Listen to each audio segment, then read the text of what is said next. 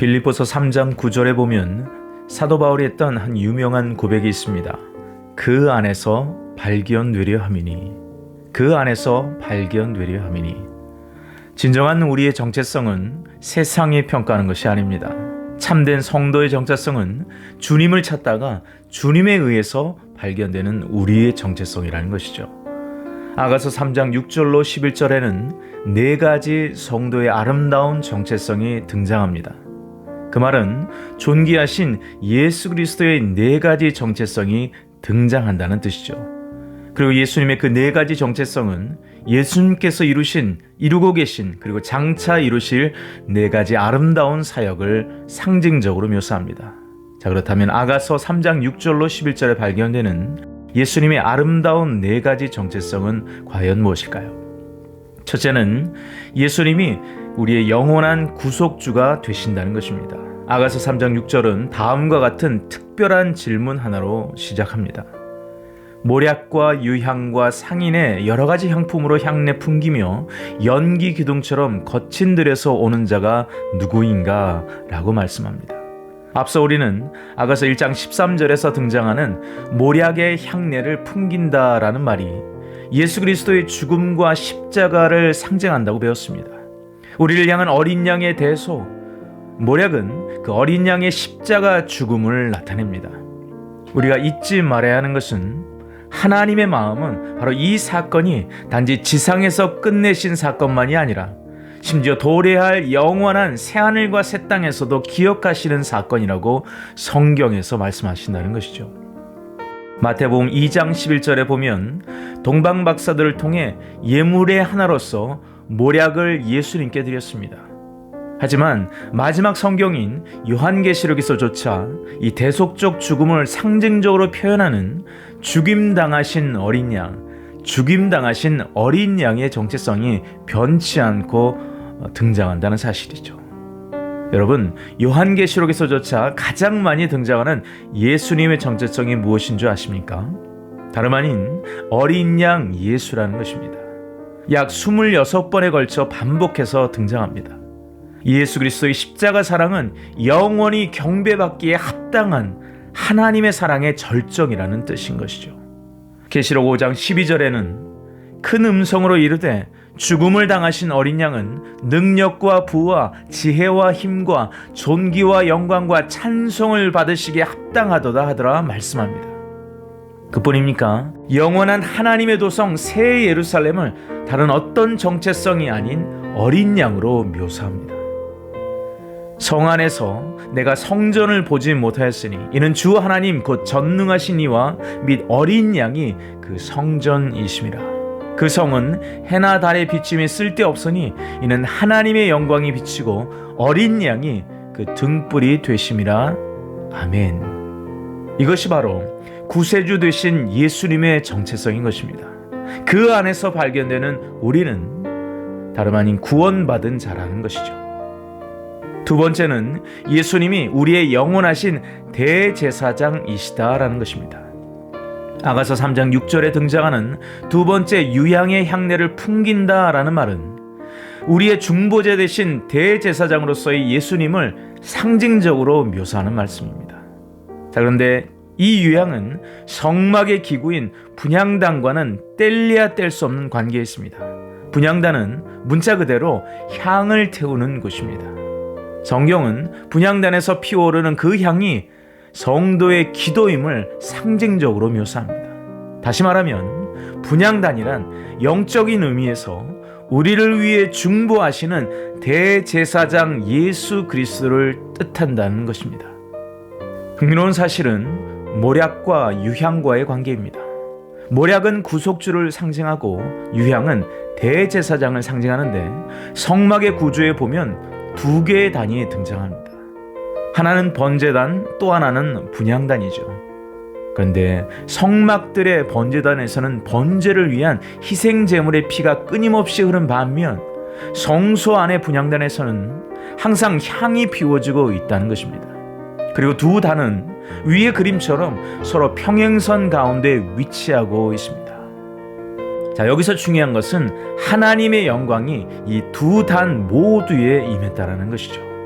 첫째는 죽임당한 어린 양 예수 그리스도의 영광이 구속자로서 번제단에 나타났다면, 둘째는 부활하신 예수 그리스도의 영광이 분향단에 나타나신 것입니다.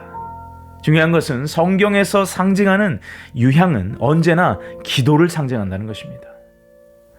그래서 여기서 주목할 것은 첫째, 분향단이 성소 안에서 가장 중심되는 곳에 위치해 있다는 사실이며, 둘째, 분향단이 지성소와 성소 사이를 연결하는 휘장 바로 앞에 위치했었다는 사실입니다.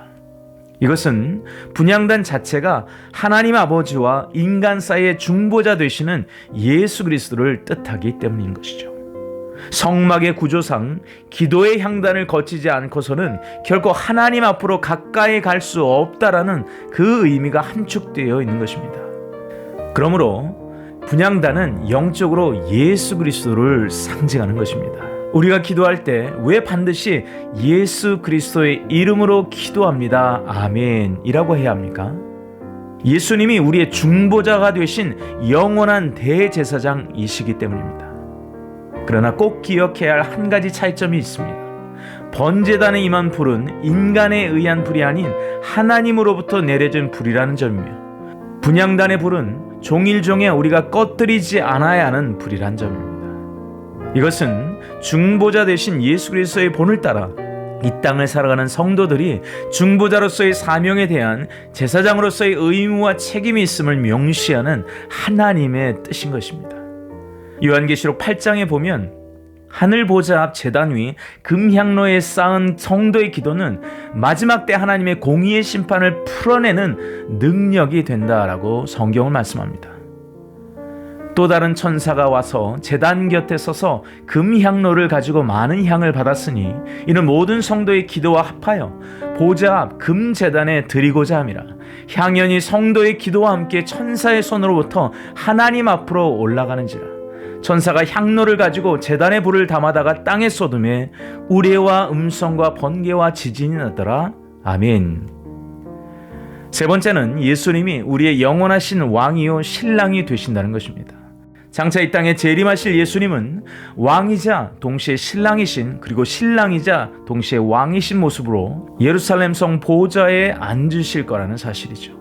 아가서 3장 7절, 9절, 11절의 말씀을 보면 볼지어다 솔로몬의 가마라 이스라엘 용사 중 60명이 둘러쌌는데, 솔로몬 왕이 레바논 나무로 자기의 가마를 만들었는데, 11절 시온의 딸들아 나와서 솔로몬 왕을 보라. 혼인날 마음이 기쁠 때에 그의 어머니가 씌운 왕관이 그 머리에 있구나 라고 말씀합니다. 예수님께서 왕이자 신랑이시기 때문에 바로 그 주님에 의해서 새롭게 발견되어지는 우리의 정체성은 무엇이 될까요? 왕후이자 신부가 되는 것입니다. 사랑하는 성도 여러분, 구속사의 종말의 때에 밝히 드러날 우리의 참된 정체성이 왕후임을 믿으시기 바랍니다. 그리스도의 신부임을 믿으시기 바랍니다. 이것보다 높은 차원의 우리의 정체성은 없습니다. 아가서 3장 6절로 11절은 영원한 예수님의 아름다운 정체성과 그 안에서 발견되어지는 영광스럽고도 아름다운 성도의 정체성을 노래하고 있는 것이죠.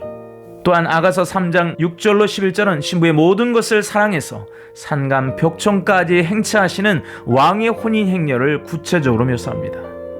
놀라운 사실은 구속의 전 역사의 마지막 피날레가 다름 아닌 신랑과 신부의 결혼식으로 끝나게 될 것임을 아가서가 예언하고 있다는 것이죠.